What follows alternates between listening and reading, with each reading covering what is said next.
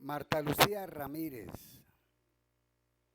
que tuvo más puestos que un bus. Y también hermana de un narcotraficante, que la Fiscalía y la Procuraduría nunca han investigado a esta señora. Que hable de Memo Fantasma. ¿Quién era?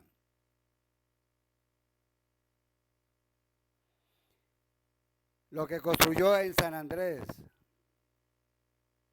esos apartamentos. Otra delincuente más, como todos los que han habido en estos 20 años de mandato del uribismo. Todos han sacado provecho.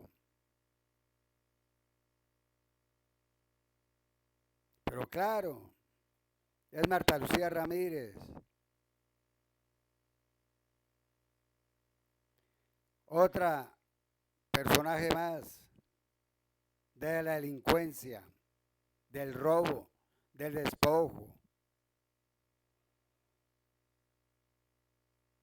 Quería ser presidenta. Claro, quería, pero no se le dio. Se había robado todo el país.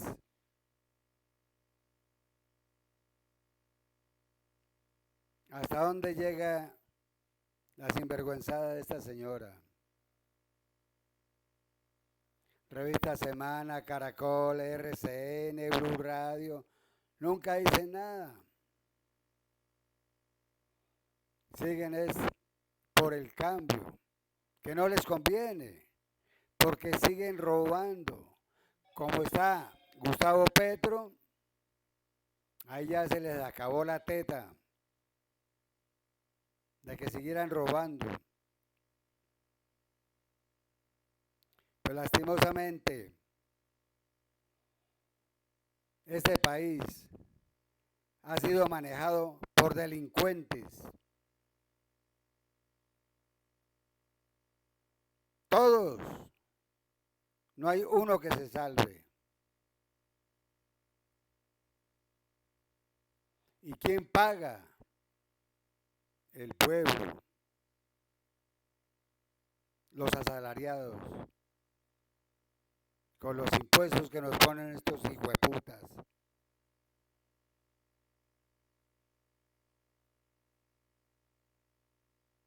La salud, bien mala. La educación, peor. Fuentes de empleo no hay, sino por horas.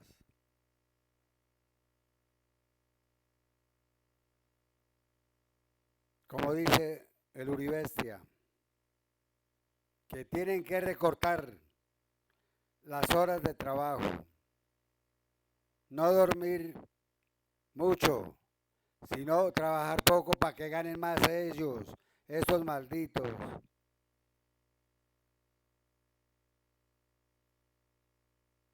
¿Hasta cuándo Colombia tiene que soportar este calvario? Más de 200 años llevamos siendo explotados.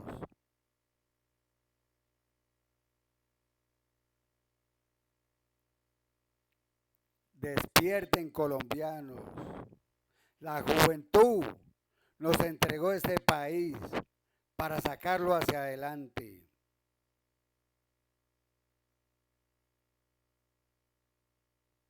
¿Hasta cuándo?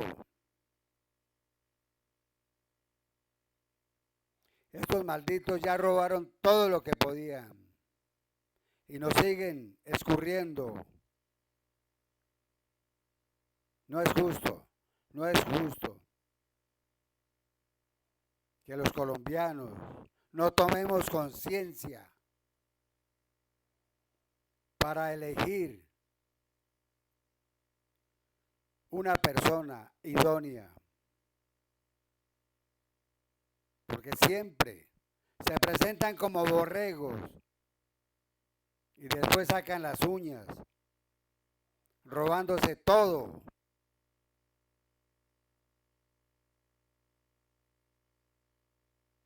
Ya no más, no más, no más colombianos.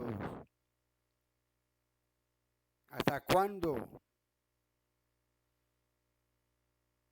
Todos son unos hijueputas, con mayúscula. Ladrones, despojadores, asesinos. Y así la gente sigue yendo a las urnas a elegir estos malditos. Cambiemos la historia de Colombia. Se puede sacar este país hacia adelante. Vienen elecciones de gobernadores, alcaldías, consejo. Ya le están calentando el oído a muchos. No, señor. Llegó la hora de decirles, no, no queremos ladrones. Queremos personas que saquen adelante este país.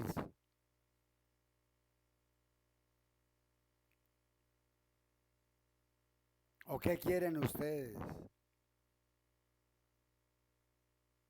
Salen a marchar,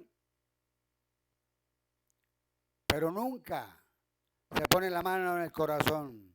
¿Por qué elegimos estas ratas? Entonces, antes de salir a marchar, primero pensemos, ¿por quién vamos a votar? ¿A quién elegimos?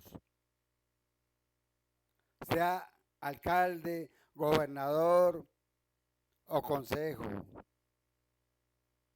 Hagámoslo a conciencia. No queremos más ni a María Fernanda, ni a Uribe, ni a Paloma. Nadie es del centro democrático. No conoce, ellos conocen la problemática del país. Que se hagan los huevones es otra cosa.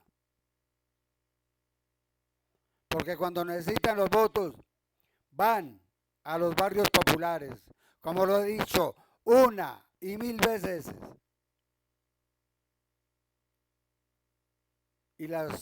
Y convencen. No, no nos dejemos convencer.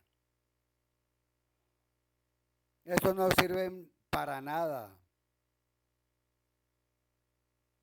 El cambio está. Apoyemos la ideología de Gustavo Petro y sus gobernantes, mas no uribestias que están sangrando este país. Lo han sangrado por muchos años. Pero si seguimos nosotros apoyando a estos malditos, seguirán. Y ellos no van a dar brazo a torcer para volver a coger este país y acabarlo. Y eso no se lo vamos a permitir.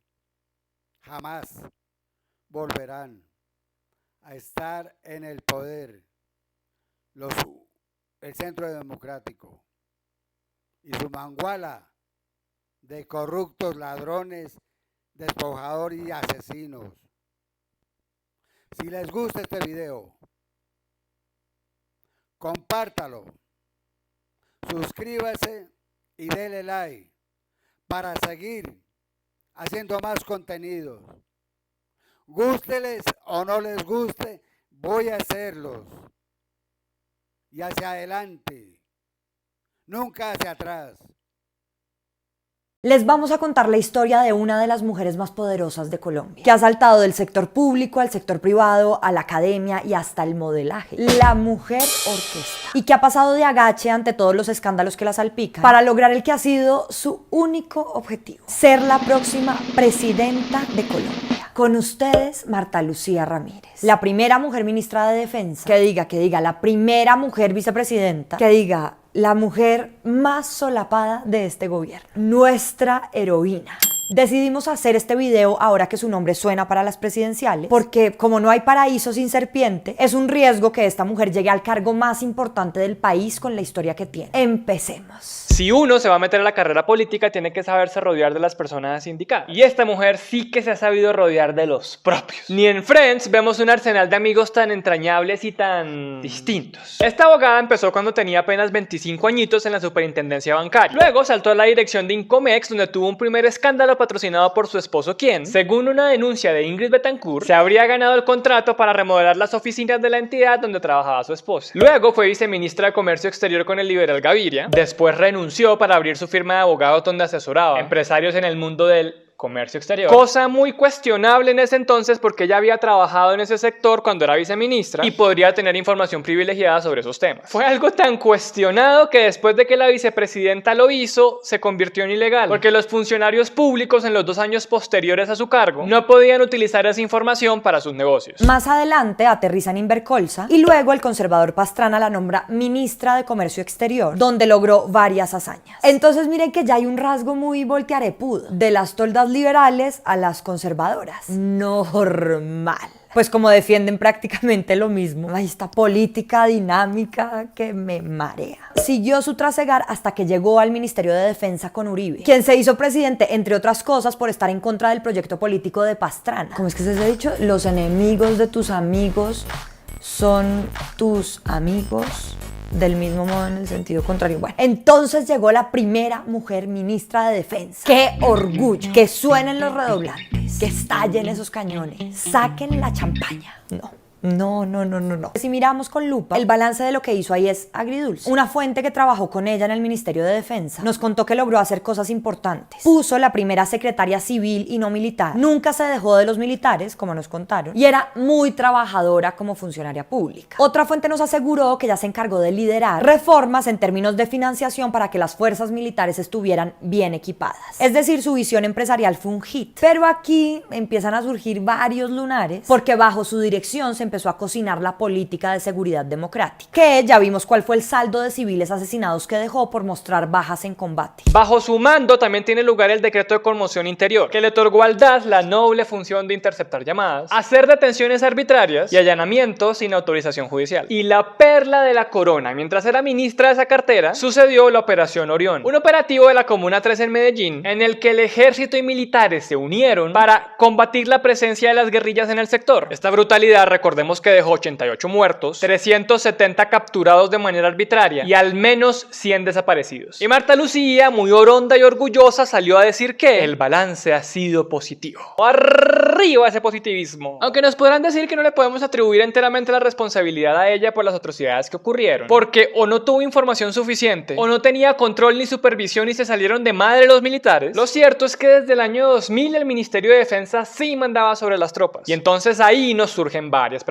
¿Por qué le dijo que sí a esas medidas? ¿No que era tan recia y se le paraba a Uribe? ¿No pues que le ponía todos los puntos sobre las sillas a los militares? Y ojo, porque aquí duró más un merengón en la puerta de colegio que ella en ese cargo. Después de varios roces entre Ramírez y la cúpula militar, Uribe la echó vilmente en una de las peores épocas del conflicto en Colombia. Ni una llamadita, ni un agradecimiento, ni una embajadita, ala. Chao, te me cuidas. De ahí saltó al partido de la U como senadora, donde incluso llegó a liderar una disidencia por falta de liderazgo político dentro del mismo partido. Upa vice, quien la viera ahí toda revoltosa y animosa, ¿no? Esa como toso. Tras su paso por el Senado, empieza a pavimentar su sueño de ser presidenta. Y se lanza 3 veces y pierde 3 veces. Pero como esta mujer nunca se rinde y siempre tiene la frente en alto, llegó a ser nuestra vicepresidenta. Viendo el recorrido de Marta Lucía nos dio una gran idea de negocio, ¿saben? Resortes Ramírez Limitada. Brinca con éxito al mundo que quieras.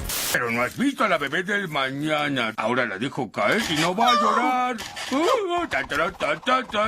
Brinca en la función pública y brinca en el mundo empresarial con éxito. Con tanto éxito que ha trabajado codo a codo con el patrón de patrones de la banca en Colombia, Luis Carlos Sarmiento Angulo. Con solo pronunciar ese nombre ya me nació un whisky y me creció un monóculo. Ramírez fue su asesora jurídica, consultora en algunos de sus bancos y representante legal de su fundación. En 2019, un senador le pidió a la vicepresidenta que se declarara impedida para dirigir la Comisión de Infraestructura, porque allí se manejaban temas como las 8 concesiones viales de Luis Carlos Sarmiento Angulo, empezando por la carretera al Llano y el puente Chirajara. No había nada problemático ahí para declararse impedida, Marta Lucía. Tirar línea en una comisión donde hay intereses de quien ha sido tu jefe, tu amigo, tu mentor en el mundo empresarial, nada raro, normal. En fin, la amistad. Y ojo, porque esto se pone darks, bien darks.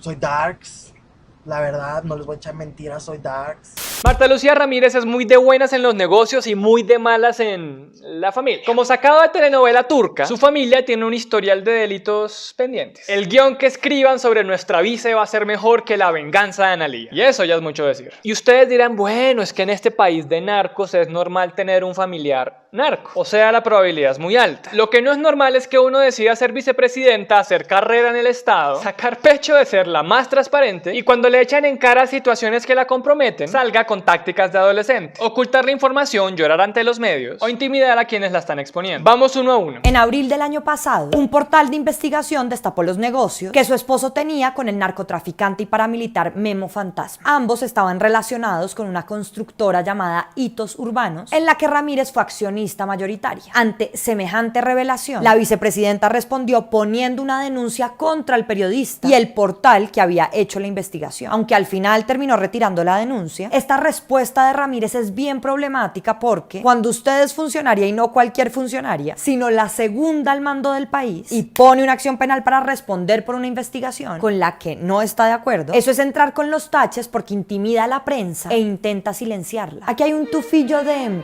libertad de prensa solo alcanza hasta donde yo quiero que llegue. Otra cosa que encontramos al meternos en el lodazal de Twitter de la vicepresidenta es que cuando le nombran este caso responde con el hashtag noticias falsas. Parece que la vicepresidenta configuró respuesta automática cada vez que sale el nombre Memo Fantasma y así se la pasa por la vida desviando las acusaciones. Por otro lado, el año pasado también salió a la luz el caso de su hermano, Bernardo Ramírez, quien estuvo condenado por traficar heroína desde Aruba hasta Estados Unidos hace 23 años. En esa época su hermana, Marta Lucía, le pagó la fianza por la módica suma de $150,000 para que pudiera defenderse en libertad y pagar una condena de solo 5 añitos. Y cuando el escándalo se destapó, ¿cuál fue la reacción de la vice? Salir a llorar. No es chiste, óiganla. Porque hay familias que se han arruinado por cuenta de este negocio maldito de la droga. Y a decir que esto era una tragedia familiar que solo le había contado a la gente que consideraba importante. ¿Quiénes fueron más importantes que el presidente? ¿O que todos los colombianos que la eligieron como vicepresidenta? ¿O que todos los colombianos que pagamos con nuestros impuestos su sueldo? ¿Quiénes eran más importantes? Para rematar, una investigación de Vorágine reveló que uno de sus yernos, que era militar, fue investigado por ejecuciones extrajudiciales. Pasó 5 años en la cárcel a la espera de un juicio y salió en libertad al acogerse a la JEP. La misma JEP que tanto se ha encargado de defenestrar. Entonces el cuadro de la contradicción es el siguiente. Tenemos a un familiar de la vicepresidenta involucrado en el escándalo de los falsos positivos, que quedó en libertad para defender su proceso gracias al demonio castrochavista de la JEP, que ha criticado a más no poder. Es que con familias así la adrenalina nunca falta. ¡Qué voltaje! ¡Qué emoción! Vito Corleone come mocos al lado de la familia Ramírez. Con todo esto nos queda el sinsabor de que una mujer que se ufana de ser transparente, sin mancha, sin pecado original, tenga que salir a responder más por sus líos familiares que por su programa de gobierno. Y que para colmo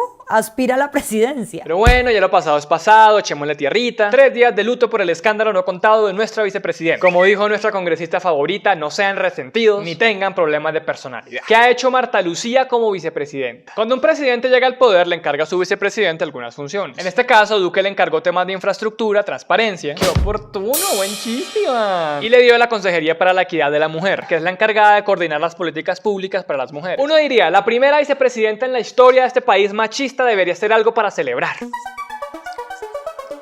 Y la verdad es que Marta Lucía ha trabajado por las mujeres, pero se le olvidaron algunos detallitos. Varias organizaciones de mujeres con las que hablamos resaltan que le ha metido el diente a temas relacionados con la economía de las mujeres, pero una investigación de La Silla Vacía encontró que el gobierno destinará menos plata en el 2021 que en el 2020. Ha impulsado casas de mujeres para que las ayuden con sus emprendimientos en el país, pero la cosa es que el gobierno se comprometió a abrirlas en todo el país y apenas van 8 en más de 2 años de gobierno. Durante la cuarentena, cuando aumentaron las llamadas a las líneas de atención por violencia de género, fortaleció la atención, pero eso no fue suficiente porque solo en el 2020 se contabilizaron más de 630 feminicidios. Y apoyó el artículo en el Congreso que fomentaba la paridad de género, pero no le pesó esa paridad de género cuando su propio gobierno se saltó la ley de cuotas en los ministerios. Y eso significa que el gabinete no tiene un número mínimo de mujeres. Otro tema que le ha valido huevo es el de los derechos sexuales y reproductivos. Una pensaría que una mujer que llegue a estas alturas al poder va a dar la talla con los debates más progresistas que involucran a las mujeres. Va a pelear por los temas que llevan años encajonados porque los toman como asuntos menores de niñas que solo quieren joder y pelar teta. Va a cachetear a los hombres, simbólicamente, ¿no? Que llevan años diciendo cómo deben ser las políticas para las mujeres. Pero a veces se siente que tenemos de vicepresidenta una mujer que no tiene ni idea de nuestras luchas. Miren este ejemplo. Ha sido una opositora declarada y constante del aborto. Y esto es muy grave porque ponerle barreras al aborto afecta principalmente a las mujeres pobres que viven en zonas rurales y que por esas barreras quedan expuestas a abortos inseguros que ponen en riesgo su vida. De hecho, se calcula que cada año 132.000 mujeres sufren complicaciones por abortos que se practican en condiciones clandestinas. Y para el 2014 se estimaba que los abortos inseguros provocan la muerte de 70 mujeres cada año en el país. Por último, una manera de ver hacia dónde avanza el mundo es que entre los años 2000 y 2017, 27 países reformaron sus leyes para ampliar el acceso legal al aborto. Y aquí, no, pues es que la primera mujer vicepresidenta no te puede atender porque está ocupadita con unas cositas. Gracias, yo espero. Entonces, ¿qué tenemos? A una de las mujeres más poderosas de Colombia, Que se ha trincherado en el poder durante 40 años, desde Turbay hasta recogerle las migajas al Centro Democrático con Duque, que acomoda sus posturas políticas para entrar a cualquier partido, que ha trabajado hombro a hombro con los más ricos del país, que le importa poco la agenda de las mujeres, que tiene todos los escándalos familiares posibles encima, que incluso su familia ha estado relacionada con mafiosos sin que un vientecito la despeluque, que ha sido una maga para evadir responsabilidades sobre temas que la inculpen, que ha sido parte del gobierno más incompetente de los últimos años y ni se le ha escuchado la voz. Marta Lucía presidenta como de lugar. Pues pucha,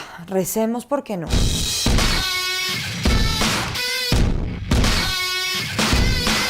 Bueno, y no les queríamos dejar ir sin este popurrí de colección, con las perlas bailables más torpes y estúpidas, a cargo de nuestra malabarista estrella. No es fácil, doctora.